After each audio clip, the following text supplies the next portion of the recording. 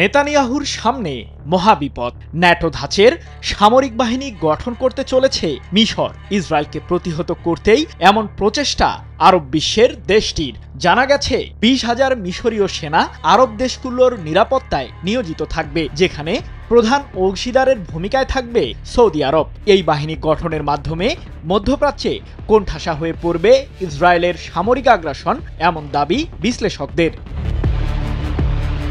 কাতারে বিমান হামলা চালিয়ে যে খুব বেশি ভুল করে ফেলেছে ইসরায়েল, তার মাসুল হারে হারে টের পাচ্ছেন ইহুদিবাদী দেশটির প্রধানমন্ত্রী বেনিয়ামিন নেতানিয়াহু। দোহা এখন পর্যন্ত সামরিকভাবে ইসরায়েলের বিরুদ্ধে কোনো পদক্ষেপ গ্রহণ না করলেও কূটনৈতিকভাবে তেল আবিবকে কড়া হুঁশিয়ারি দিয়েছে কাতার সরকার। আরব ও মুসলিম বিশ্বের দেশগুলোর সাথে দফায় দফায় আলোচনা করছে দোহা, যেই আলোচনার মূল বিষয়বস্তু ইসরায়েলকে প্রতিহত করা। এমন পরিস্থিতির মাঝেই জানা গেল আঞ্চলিক সামরিক বাহিনী গঠনের পরিকল্পনা করছে মিশর।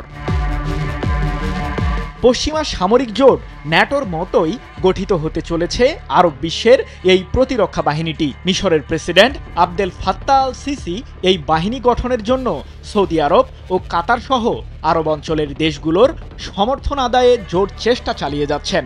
14 সেপ্টেম্বর এক প্রতিবেদনে এমন তথ্যই জানিয়েছে ইসরায়েলি সংবাদ মাধ্যম দ্য জেরুজালেম পোস্ট।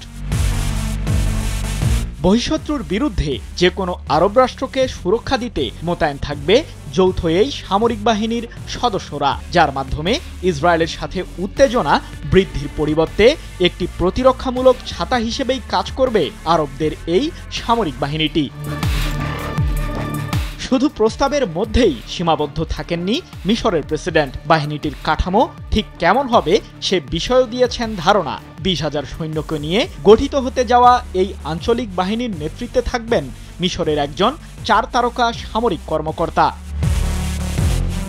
আগে আঞ্চলিক এই বাহিনী গঠন নিয়ে প্রথমবার আলোচনা শুরু করে আরব বিশ্বের দেশগুলো। তবে সে সময় সামরিক এই বাহিনীটি গঠনে ব্যর্থ হয় তারা। কিন্তু কাতারে ফিলিস্তিনের স্বাধীনতাকামী সংগঠন হামাসের নেতাদের লক্ষ্য করে ইসরায়েলের সাম্প্রতিক হামলার পর থেকেই আবারও আঞ্চলিক সামরিক জোট গঠন নিয়ে বিস্তর আলোচনা চলছে। সৃজন মাহমুদ, নিউজ 24।